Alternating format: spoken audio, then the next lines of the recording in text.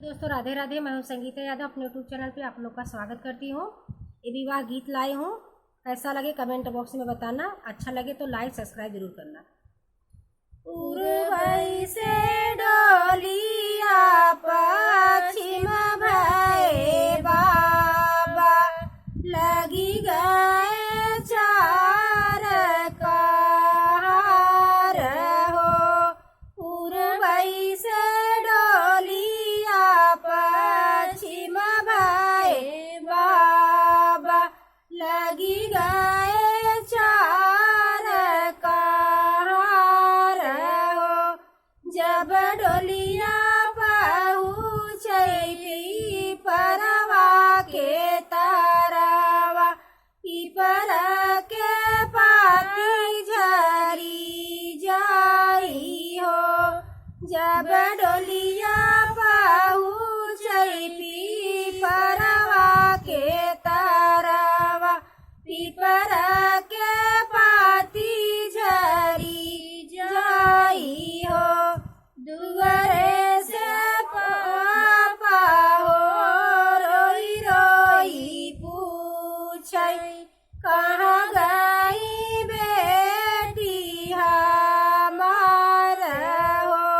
दुआरे से पापा हो रोई रोई पूछई कहाँ गई बेटी हमार हो। घरमा से निकली है मामी रोवत की स्वामी के लागी समझावई हो।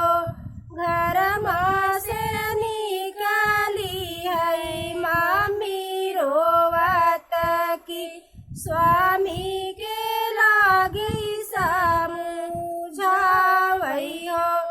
तोहरी ता बेटी स्वामी गई ससुरारिया चली गई लक्ष्मी हमार हो।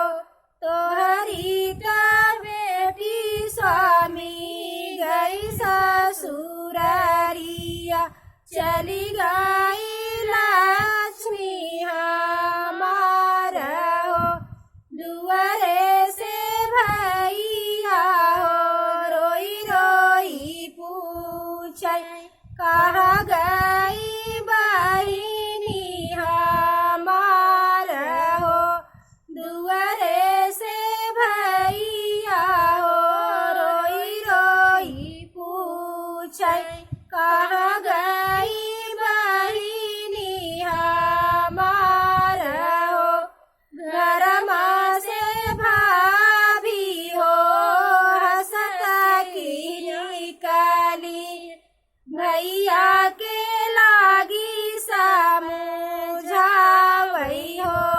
घरमा से भाभी हो हंसत की निकली भैया के लागी समझावई हो।